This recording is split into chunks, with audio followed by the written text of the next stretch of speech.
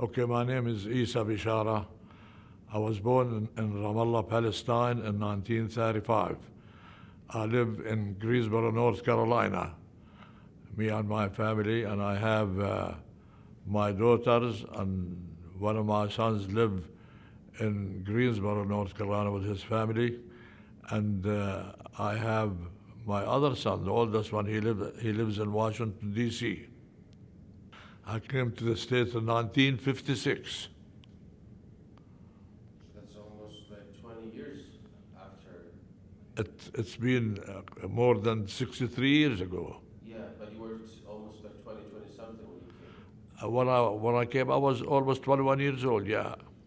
Well, I was raised like any other family, like any other member of the family in Ramallah.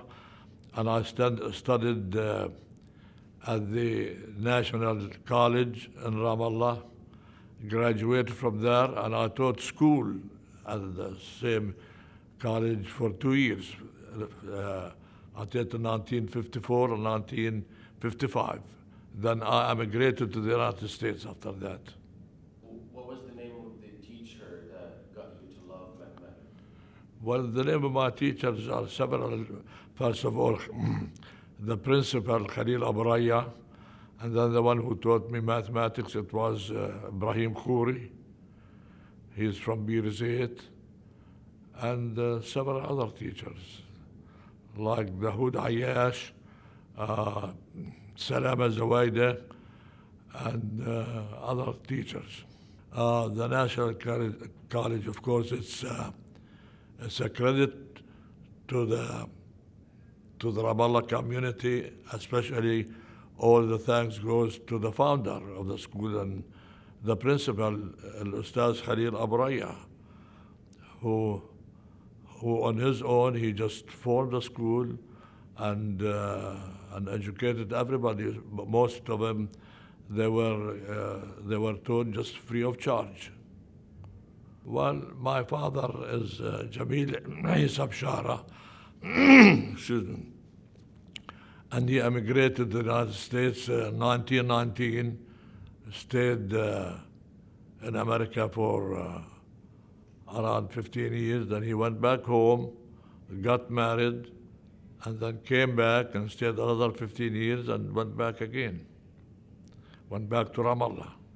Well, the Beshara family, we were living when my father was in the States, me and my mother and my brother and sister, we were living with my other cousins who are none, and the one who took care of me and my mother and my brother and sister was my uncle Matta, because he was like a father to me.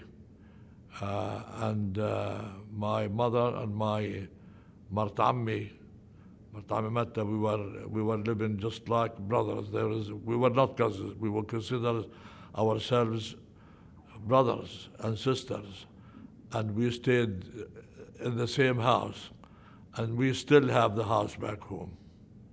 Well, some of the things we used to do, me and my cousins, especially my cousin Nabi, we used to go on the street that we had Shajrat Sabr, a cactus tree just below the street.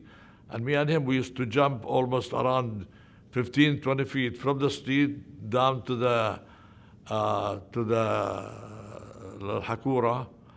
And we never thought we gonna get hurt, but we were never hurt. We were never injured or anything because of that. But when we went back home and looked at the height of that road and where the tree was, my God, I said, how did we do that? Is it still there until now? Well, the grove, the street, everything is there except the tree is not there. The cactus tree, Shajrat Sabr. That was really something. And just like other kids, we used to fight and hit each other and all this kind of stuff. And that's all just very normal. Well, the city now flourished, but but still the buildings and all these business establishments that are taking place took away some of the original city, because then most of the Ramallah people, they were living there, they were like a family. You pass by the street and somebody will invite you for a cup of coffee and things like that. But now it's totally different. It used to be inhabited by maybe between 10 and 15,000 people. Now you have around 200,000 people living in it. It's too much saturated. My oldest son visited Ramallah several times, and my youngest one and his sister, they went there one time, and they loved it over there. They enjoyed it. Yeah. But of course, like anyone from Ramallah, they didn't enjoy the harassment that they are taken from the Israelis occupying our land, with those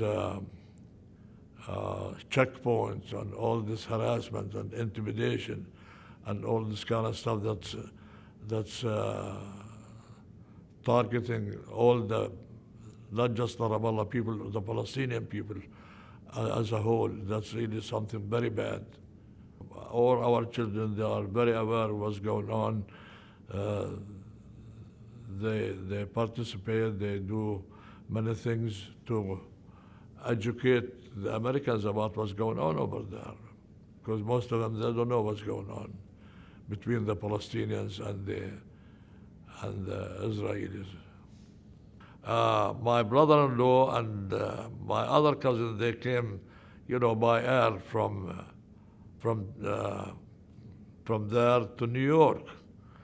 So they were looking at the airport at somebody lowering his head to get some water to drink from a fountain over there.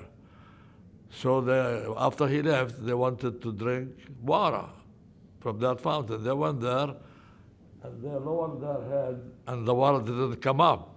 So they did it again, and the water didn't come up. So an American, he was watching them, and he went to them. He said, "You want to drink water?" They said, "Yes." He told them, "You have to press on a button down below to get the water up. It doesn't come out by itself." And I think that was funny. I want to thank the Federation for participating and helping the American Ramallah community and other communities too, and for helping the Ramallah community even back in Ramallah, whether it's academic or whatever it is. They've been helping everybody there. Yes, indeed, and the medical establishments and the education and educating some students who are in this country, and even I think in Ramallah too, they help them.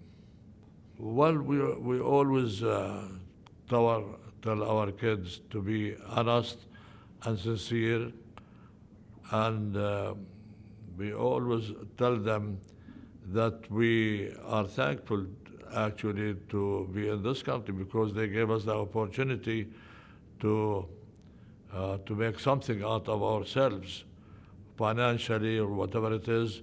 But still, we always tell them not to forget about their homeland, that their parents and grandparents are born in Palestine, and that we always strive to have to educate some of the people who don't know what's going on over there, that there was a Palestine. It has been there for thousands of years, and it was given by the British with the Balfour Declaration. It was given to the Israelis, to the Jews, and we always tell them that the Jews have the right to live wherever they want to, including Palestine, but by the same token, we have the right as Palestinians to live in our country too.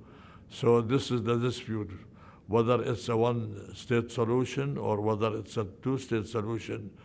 It doesn't make any difference. The whole point is there has to be a Palestinian state.